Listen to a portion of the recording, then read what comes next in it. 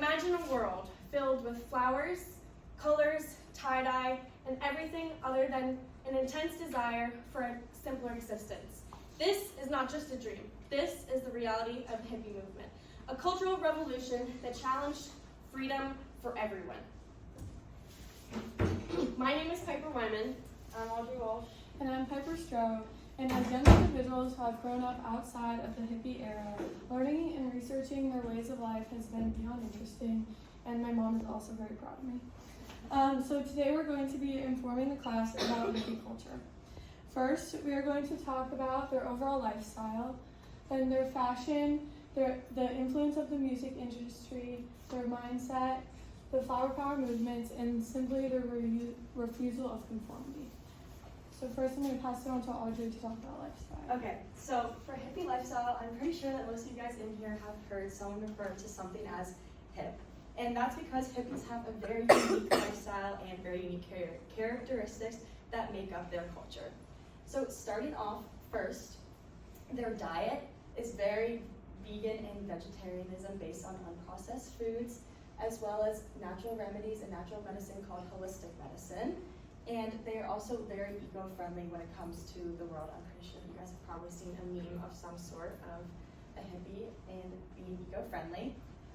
So dating back to 1960, this is when the whole hippie movement first started. It started with the rejection of the counterculture in 1960, and a group of people formed together to reject all of the morals that the counterculture first came up with. And Britannica 2024 states hippies developed their own distinctive lifestyle whereby they constructed a sense of marginality. So this basically meant that the hippies followed a very carefree lifestyle, and everything that they put out on the outside, so what you see is like the tie-dye, all that is definitely how they think. Lifestyle started from everything from music to the way that they also think, and the way that they also present themselves, where fashion is definitely one of them. We tried our best to dress a little hippie. But also music, which I'll be talking about later. They have their own music group, as well as their political beliefs and much more.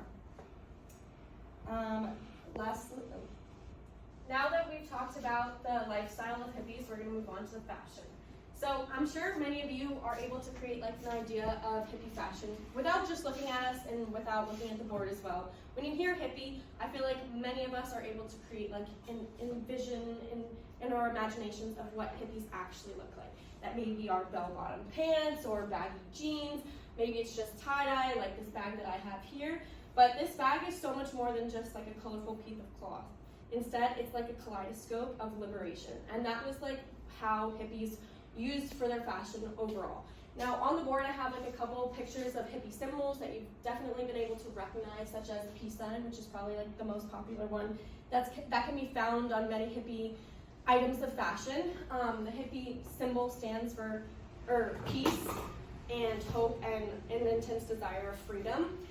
Also like the symbol where we go like this can also be like on t-shirts, like I've seen many hippie clothing as well.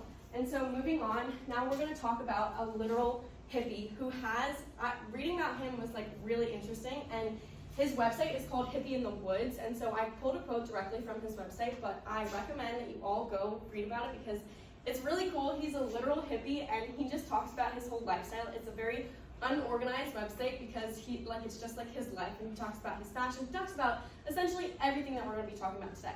So a quote that I thought was like really important to pull is when he says, "Tie-dye is the way that we show our true colors as hippies, but it is not the only way. The real rage of the day is mushrooms. With the movie Fantastic Fungi rocking hippie movie scene, it is the increasing knowledge that fungi will help remediate the toxic soil we have created in this millennium. The hip are wearing images of fungi." So again, this was from Hippie in the Woods, and this hippie himself, I took a couple pictures of him, and then these were pictures from his website. His name is Tree Light, that's what he calls himself. And so, as you can see, the way that he dresses himself and all of his friends, they like to wear colorful fungi. And psychedelics are going to be talked about later on in this presentation when we talk more about their music and like that culture aspect of them. But overall, tie-dye was a huge part of fashion, and you can recognize a hippie when you see one. And we tried our best to like kind of paint the role as much as we could. But now that we've talked about the hippie fashion, we're gonna move on to the music. Okay, so hippie music is very identifiable and it basically is its own genre. When you hear a song like the Beatles or the Grateful Dead, Bob Dylan, basically any artist that is from 1960 either consider themselves as a hippie or just would put on the persona as a hippie. But their music is very upbeat, fun, and we do have a clip of the Beatles song. Wait, Oh. wait, how do I get to it?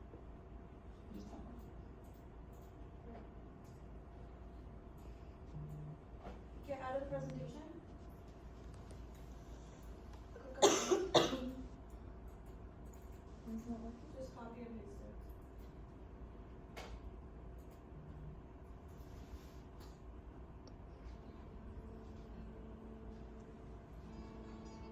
It's really low. We're just gonna play this for about 20 seconds so you guys can recognize a hippie song.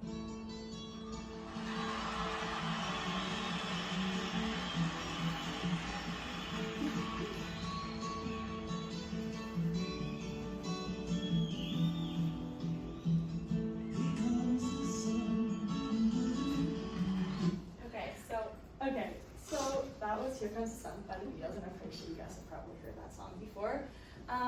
But that song is very slow, but then also starts to get fast. And the hippie music genre, whatever, is basically folk and rock. And these pictures represent the music festivals, which were very big back in 1960. The two main ones were Glastonbury and Woodstock. And these led to basically the gateway for the music industry when it comes to hippies. It was like the starting point for hippies to come all together, and actually those two famous festivals led to Summer of Love, which over 100,000 people went to. But the music that they play there was the music genre, which was folk and rock. But the music industry really, like I said, opened gateways for all of these artists, and they started to blow up. People in the U.S. knew who they were. People in the whole entire world knew who these artists were. They became very symbolic for the hippie culture in general. And like I said, these music festivals were very popular, and that's when the recreational use of psychedelic drugs did come into play at these music festivals. But that is just a small part of the hippie culture, but it is very known by their culture. And then this quote by Robert Forster says that while San Francisco was the heartland of the hippie movement, the psychedelic music associated with it was being made all over the world, which relates back to the widespread of the music genre. Yeah. Now we're going to be talking about the mindset. So moving on, now we're going to be talking about the mindset of the hippie culture, which is probably the most important aspect of the culture. So again, I talked about the peace signs a little bit, but it's really important to understand the meaning of a peace sign is like literally a physical representation of peace. That was like their biggest goal, was to create peace and unity and community in everything. So a picture that I have up here, I don't want you guys to like be reading from the board, but I did include like a couple words that stand out that is like very important to the values of hippie mindset. And some of them are going to be the music and art, which we just talked about, and their artistic expression that was like really, really important when we're talking about hippie mindset. We're also going to be talking about the consciousness and like the organic living, which goes hand in hand with their lifestyle and kind of being vegan and having like no non-processed foods and all organic in that aspect. Also, spirituality was a huge thing for hippie mindsets. I am wearing a crystal today, and hippies are very, very big with crystals. They love like anything spiritual. So they're very in tune with themselves, and their goal is to create like unity as a community with everyone. So they're very big with love, and it's not just romantic love. It's really just like we all love each other as people, and we're all one. And it's super important to remember that that was like the overall mindset with hippies is just to become one together.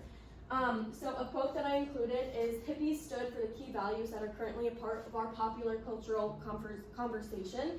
Do you live from a place of gratitude with music and art as an important part of your life? You are a hippie. Do you see how being a part of a community and service to others is fulfilling? Why we are all here? You are a hippie. So this quote is from Beverly Golden, who believes that there are many hippies in the world, and you might not know that you might be a hippie. But if you align with these values that hippies do, then chances are you probably are a hippie. So hippie core is advocating the mindset of valued personal freedom, which I just talked about. According to Britannica, hippies advocated for nonviolence and love.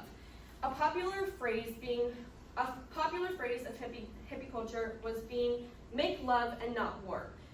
This popular phrase went on to give them the name of flower children, which is what we're going to talk more about when Piper takes over and starts talking about flower power. So now that we've discussed hippie mindset, we're going to further discuss the flower power movements. These movements began in 1965, and they were used as a means of resistance against many counterculture movements going on at the time, and including the Vietnam War. Flowers were a peaceful symbol to oppose violence in war, and a large amount of hippie culture was flooded with flower imagery. Whether it was hippies wearing it on their clothing, wearing it in their hair, flowers being passed around at festivals or in towns, or even soldiers putting flowers in the barrels of rifles in order to show their resistance against violence. They continuously demonstrated their commitment to nonviolence, and they really wanted to trump hate and advocate for love. This movement also impacted the anti-war counterculture, and as stated by Peace Magazine, the term flower power emerged a symbolic gesture of peace in opposition of the Vietnam War, representing the hippies movement's rejection of bureaucratic authority and militarism. Flower power played a crucial role in shaping the anti-Vietnam War protests, among other movements in the 60s, and events like Summer of Love and Woodstock, which Audrey talked about earlier, brought together thousands of activists who promoted peace, love, and resistance to government policies. And by advocating for this love and anti-hate and violence through art and music and expression in the use of flowers, this movement shifted public opinion more towards peaceful protests as opposed to war. Next, after the flower power movement focused on peace and protest, and similarly, the hippies promoted this way of life as they continued to reject conformities. Hippies rejected the traditional social structures of America. They refused such strict societal expectations, and as stated by Pruitt, the vast majority of hippies were young white middle-class men and women who felt alienated from mainstream middle-class society and resented the pressure to conform to the normal standards of appearance, employment, or lifestyle. Rather than following the traditional nuclear family or individual lifestyle, many began to embrace communal living, free love, individuality, alternative lifestyles, and so much more.